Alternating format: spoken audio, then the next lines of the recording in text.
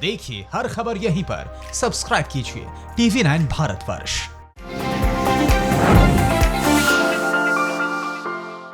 हाय, आप देख रहे हैं खबरों की गरिमा विद पूर्णिमा TV9 भारतवर्ष के डिजिटल प्लेटफॉर्म पे। और आज मैं आपके साथ इंटरैक्ट करने वाली हूँ मिनिस्ट्री ऑफ होम अफेयर्स की तरफ से जो अभी फ्रेश गाइडलाइंस जारी की गई उन्हें लेकर। तो जाहिर बात है कि उसमें एक सवाल भी होगा और सवाल के साथ साथ मेरा उसमें टेक भी होगा कि मैं आप लोगों से क्या शेयर करना चाहती हूँ या हम इससे क्या एक्सपेक्ट करते हैं। तो सबसे पहले MHA की तरफ से जो ऑर्डर्स हैं उनके बारे में मैं आपको जानकारी दे देती हूँ ताकि थोड़ा सा क्लैरिफिकेशन हो जाए। मिनिस्ट्री ऑफ होम अफेयर्स की तरफ से कुछ एग्जेम्पशंस दिए गए हैं, यानी कि अभी तक एसेंशियल सर्विसेज पे छूट थी और MHA की तरफ से आज जो फ्रेश ऑर्डर्स आए हैं उसके बाद नॉन एसेंशियल सर्विसेज पर छूट मिल चुकी है। यानी कि अब सारी की सारी जो शॉप्स हैं वो खुलने लगेंगी। लेकिन इसमें एक पेज है, वो पेज भी मैं आपको बताऊंगी। लेकिन पहले आप ये जान लीजिए कि जो रूरल एरियाज हैं वहाँ पर सारी की सारी दुकानें अब खुलेंगी। ये मिनिस्ट्री ऑफ होम अफेयर्स की तरफ से जारी की गई नई गाइडलाइंस में शामिल है। लेकिन जो मॉल्स हैं उसको नहीं खोला जाएगा, उसके अंदर की शॉप्स नहीं खुलेंगी। अब अर्बन एरियाज की बात कर लीजिए।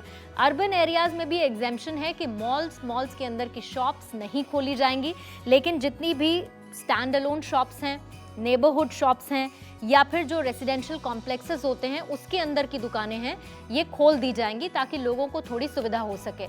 अब इसमें एक चीज़ बहुत इंपॉर्टेंट है, लिकर शॉप्स नहीं खुल रही हैं। ये बहुत क्लियर है MHA की इन गाइडलाइंस में, लिकर शॉप्स को नहीं खोला जाएगा। लेकिन इन सब के बीच में MHA ने अब सारी जिम्मेदारी सौंप दी है राज्य सरकार के हाथ में। यानी कि MHA ने तो गाइडलाइंस जारी कर दी, लेकिन उन्होंने अब ये कह दिया है स्टेट गवर्नमेंट्स को कि अब आप ये देखिए कि आपके शहर के हिसाब से, आपके राज्य के हिसाब से कौन कौन सी गाइडलाइंस आपको लागू करनी है, यानी कि कौन कौन सी दुकानें खुलनी चाहिए, कौन कौन सी दुकानें नहीं खुलनी चाहिए। तो ये राज्य सरकार अब डिसाइड करेंगे, उनको फैसला लेना है। और एक बहुत इंपॉर्टेंट बात कि जितने भी हॉटस्पॉट्स हैं वहां पर कोई भी शॉप नहीं खुलेगी।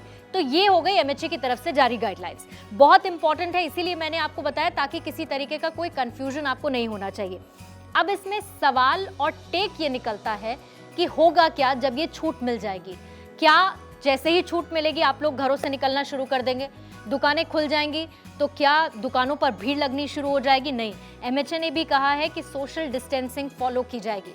जो शॉप्स हैं उनके अंदर का स्टाफ सिर्फ 50% होगा, मास्क लगाना कंपलसरी होगा।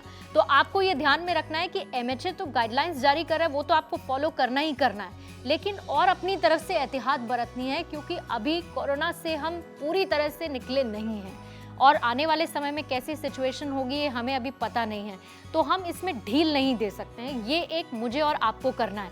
तो ये मेरा तो टेक है ही, मेरे साथ साथ मुझे लगता है ये आपका भी टेक होना चाहिए और अपने आसपास के लोगों को भी आप इसे लेकर अवेयर कीजिए कि अगर स्टेट गवर्नमेंट ये डिसीजन लेती है कि हम दुकानें खोल रहे हैं तो आप बाहर निकलिए, लेकिन सिर्फ तब जब बहुत ज़्यादा ज़रूरी है, जैसे कि अभी हम लोग कर रहे हैं। और सोशल डिस्टेंसिंग का पूरा आप पालन कीजिए, मास्क लगाइए, हर तरह की एहतियात जो आप बरत सकते हैं वो आपको बरतनी होगी।